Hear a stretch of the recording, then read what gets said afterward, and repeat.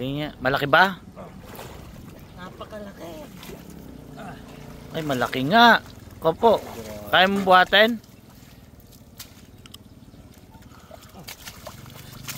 Sige, dali mo din dito. Napakalaki.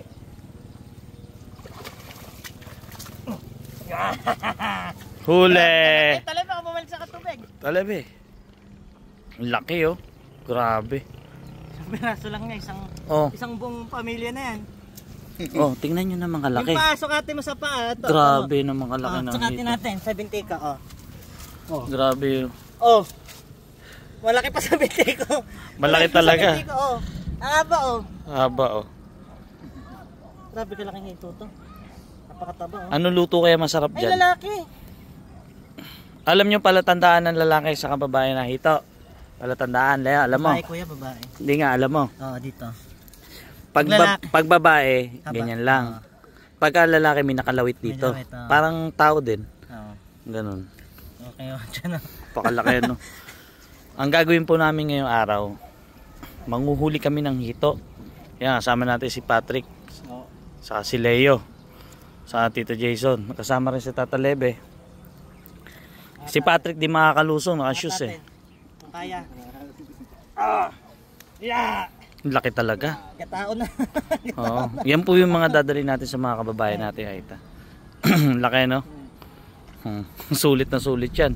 Isang pamilya na kagad mag-uulam. Dito po kasi sa Bustos, dito sa dinadala ng pagkain ng hito ni Leo, maraming palaisdaan.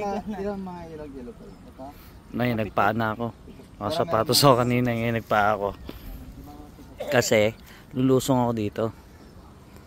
Naglulutangan no? Napakarami. Ang dami pa yan, napakarami. Huhulihin namin lahat yan. Yun po yung mga dadalhin natin sa mga kababayan nating Aita. 40 piraso na malalaking ganyan. Ayun, nakawala pa. Oh. Wala, hindi niya na kayang bumalik.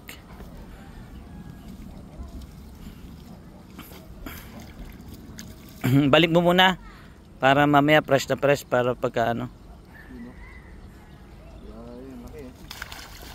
Laki ayun oh, kung nakikita nyo.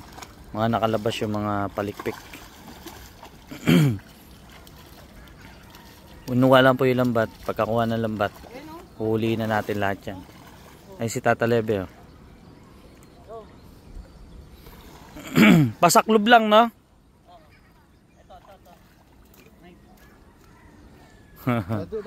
Masaya kaya mangulin. Ayun, andito lang, lalaki. Ayun oh. Oh. Ang saya kaya manguli ng hito.